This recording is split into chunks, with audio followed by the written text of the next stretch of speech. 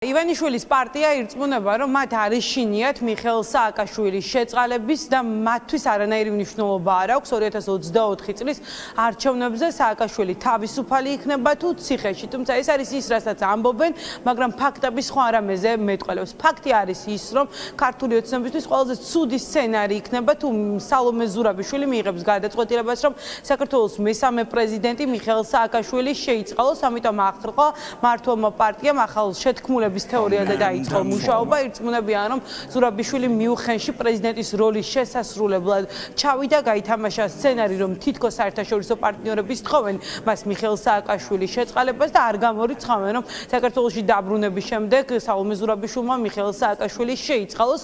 აქვე მართველი პარტია საზოგადოებას უხსნის, რომ სალომე ზურაბიშვილისთვის კარგი უნდათ და თუ ზურაბიშვილს სურს, რომ პოლიტიკურად არ განულდეს, მან არ უნდა გამოიყენოს ეს უფლება და სააკაშვილი არ უნდა შეიწყალოს.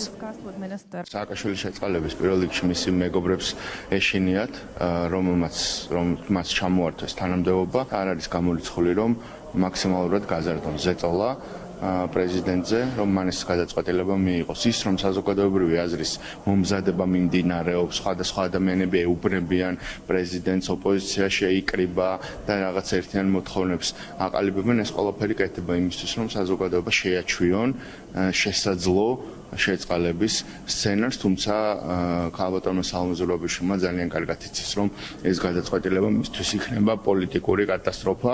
მან ერთხელ თქვა ძალიან პრინციპულად, რომ არა და არასოდეს, მაგრამ დღეს უკვე დგას იმ რეალობის წინაშე, როდესაც ამ განცხადების შეცვლა შეიძლება მოუწიოს. სწორედ მისი ლიდერობით ჩვენ 8-9 დავამარცხეთ ეს პოლიტიკური ძალა, ასე რომ მასთან ერთად თუ მის გარეშე ნაციონალური მოძრაობა მაინც არ შეიცვლის შინაარს, ჩვენ მზად ვართ კონკურენტული არჩევნებისთვის. სალომე ზურაბიშვილს რაც შეეხება, ის გახდა ჩვეულებრივი ერთი რიგითი ოპოზიციონერი, რომელმაც არაერთხელ დიპლომატიურ სკანდალში გახვია უკვე ქვეყანა, დადის და ისმენს ხან ბალტიისპირეთის ქვეყნების ზოგიერთი წარმომადგენლისგან, რომ სანქციები უნდა დაუწესოთ რუსეთს და გავანადგუროთ ქართული ეკონომიკა. ხან ის, რომ თურმე მიხეილ სააკაშვილი ყოფილა მოდერნიზაციის სიმბოლო. როგორი მეგობრული ურთიერთობაც არ უნდა ქონდეს ამ ქვეყნებთან, უნდა შევახსენოთ, რომ კვლელობა, გაუპატიურება, ადამიანების წამება, ღირსების აყრა.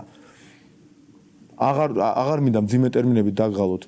ბიზნესის და ტელევიზიების რეკეტი. შევარდნა ტელევიზიაში, ეს ვერ იქნება მოდერნიზაცია, ამას ვერ მიიღებს ქართველი კაცი და ქალი, მოდერნიზაციად ვერ აძროს. ამას ისმენს სალომე ზურაბიშვილი და უპასუხოდ ტოვებს. მისი მხრიდანაც ეს ან დადგმულ სპექტაკლში მონაწილეობა იმისათვის, რომ მიხეილ სააკაშვილი შეიწყალოს და გარე სიტუაციას დააბრალოს, ანუ საერთაშორისო საზოგადოების მოთხოვნას დააბრალოს, ან ითამაშოს როლი, რომ არ იწყალეს მიხეილ სააკაშვილის, არანაცის იმიჯი ამით მოირგოს და იმ დარჩენილ გადაუწყვეტელ 20%-ზე ასე იმანიპულიროს. თქვენ ახლა მოусმინეთ ქართული ოცნების საპარლამენტო ლიდერს მამუკა მდინარაძეს, რომელიც ბრალდებელის როლში იყო. ის დანაშაულები, რომელიც მდინარაძემ ჩამოთვალა, არც ერთი საგამოძიებო უწყებას მიხეილ სააკაშვილისთვის ბრალად არ წაუყენებია, რაც იმას ნიშნავს, რომ ოცნების საპარლამენტო ლიდერი უდანაშაულობის პრეზუმპციას არ უყევს. ქართული ოცნების მწვავე განცხადებებს პასუხობენ ნაციონალურ მოძრაობაში მიხეილ სააკაშვილის დაფუძნებულ პარტიაში. რომ იმ შემთხვევაში თუ სალომე ზურაბიშვილმა გაბედა და მიხეილ სააკაშვილი შეიწყალა, ეს იქნება ქართული ოცნების დამარცხების ფორმულა და სწორედ ეს არის ის მიზეზი, რის გამოც ოცნება სააკაშვილის თავისუფლების ეშინია.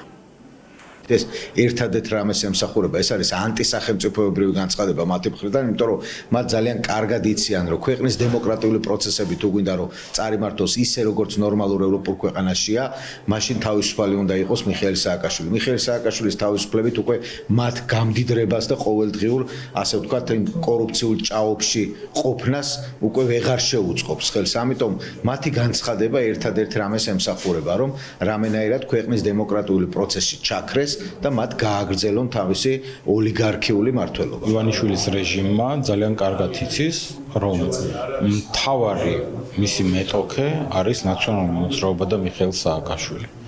და აქედან გამომდინარე ბუნებრივია მათ გონიათ, რომ სააკაშვილის პოლიტიკური პატიმრობით აიცილებენ იმ მარცხს, რომელიც მათ 2024 წლის ოქტომბერში ელოდებათ და 24 წლის ოქტომბერში ივანიშვილის რეჟიმს ელოდება მარცხი ქართველი ხალხისგან. რატომ ესხმიან თავს საქართველოს მეხუთე პრეზიდენტს, რა არის მიზეზები, რის გამოც მიხეილ სააკაშვილის თავისუფლების ეშინია ქართულ ოცნებას, სააკაშვილის სავარაუდო შეწყალების საქმეზე დღეს ბუნებრივია მთელი დღის განმავლობაში პოლიტიკური შეფასებები გაკეთდება საკანონმდებლო ორგანოში, სულ ცოტა ხანში საგაზაფხულო სესიის პლენარული სხდომა დაიწყება და ბუნებრივია ეს საკითხი ერთ-ერთი მთავარი განსახილველი თემა იქნება.